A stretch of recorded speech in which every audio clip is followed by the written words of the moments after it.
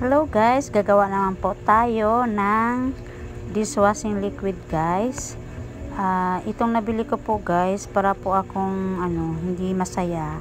Dahil parang kulang sa mga ingredients itong mga ginagawa ko. 5 ml lang po itong nabili ko na dishwashing liquid. Kalamansi lang po yan guys. Tapos yan po ang proseso ng paggawa po guys. Yan po ang nabili ko.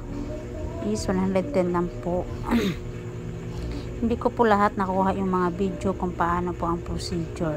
Katulad nitong last part, itong color nito po niya, parang hindi po ako masyadong nababanguhan itong nabili ko guys. Hindi ko alam kung bakit na-scam yata ako, parang kulang sa ingredients.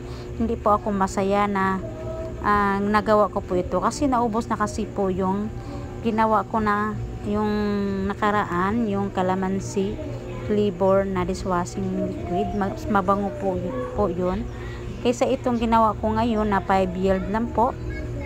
Nag-worth lang po siya ng 110. 5 liters lang po ang magagawa nito guys. Tapos hindi po ako satisfied kasi kulang talaga sa bango siya at tapos kulang siya sa lapot. Hindi ko po alam kung bakit. Kulang siguro ito sa ingredients.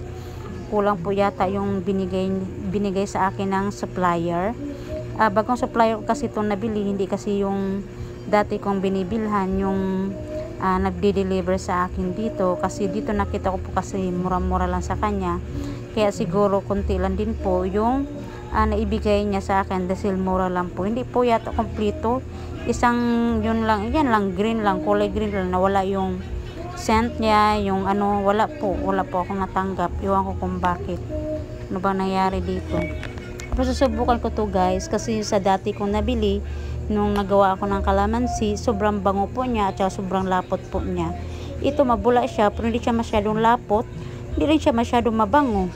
Bakit kaya? Pero titingnan po natin ang resulta nito bukas, kasi bukas pa po ng hapon ko po ito magagamit guys. Kaya good luck po, mura lang po to guys. Sa gusto pong tumangkilik, pang business po to guys, pwede nyo po itong gayahin. Magandang gabi po.